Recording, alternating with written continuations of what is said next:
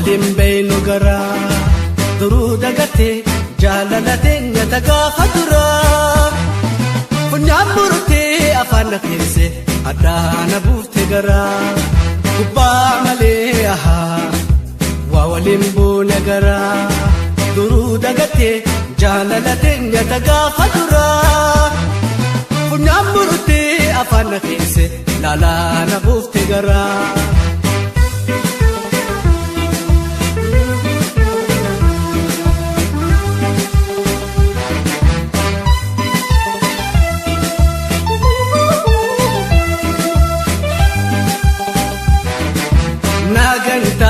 Kolle mamne na garagalta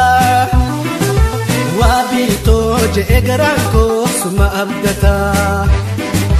jirenya kenya fo yesu falkani guya nimfiga ta kampo kanne anumretia guya khaisa na garagalte abdina ma khate na gante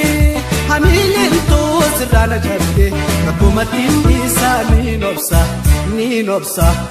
ega jibanti sirradte guya khaisa na garagalte abdina ma khate na gante hamilin to sirana jarte rabumatin isani nobsa ega jibanti sirradte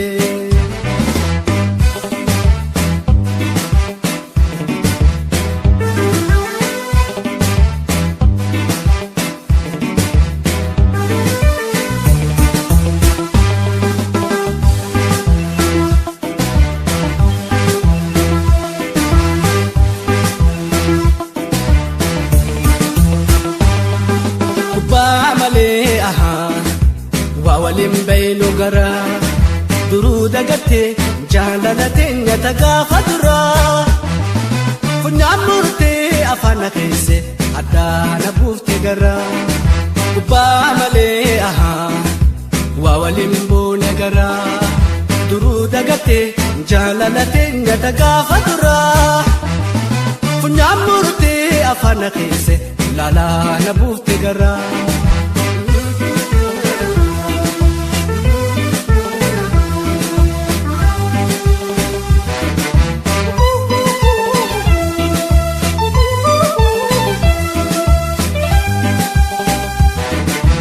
jalqaba guyyaa wal barree akkana seenee wal damnaa je'eeti kollee hawaasi mamnee jalaataanii wal dhaabuunis duruuma jiraa wal dhabnee been nagaayaatti anis sabraa jalaalaa nama wajji turre sadoo hedduu keessa dabarree maqaa kee haamtu waasin kaasu Godayo wal dabarres mi'a jireenya wajjin garree jalaalaan nama wajji turre sadoo hedduu keessa dabarree maqaa kee haamtu waasin kaasu godayo wal dabarres mi'a jireenya wajjin garree.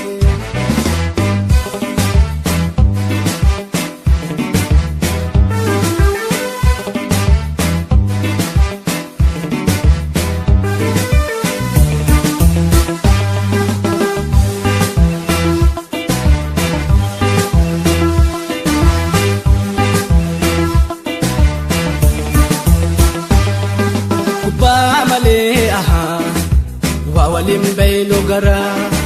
duruu dagatee jaalallatee gaafa duraa funyaan murtee afaan keessee addaana buuftee garaa gubbaa malee waa waliin buune garaa duruu dagattee jaalalate nyata gaafa duraa funyaan murtee afaan keesse laalaa na buufte garaa.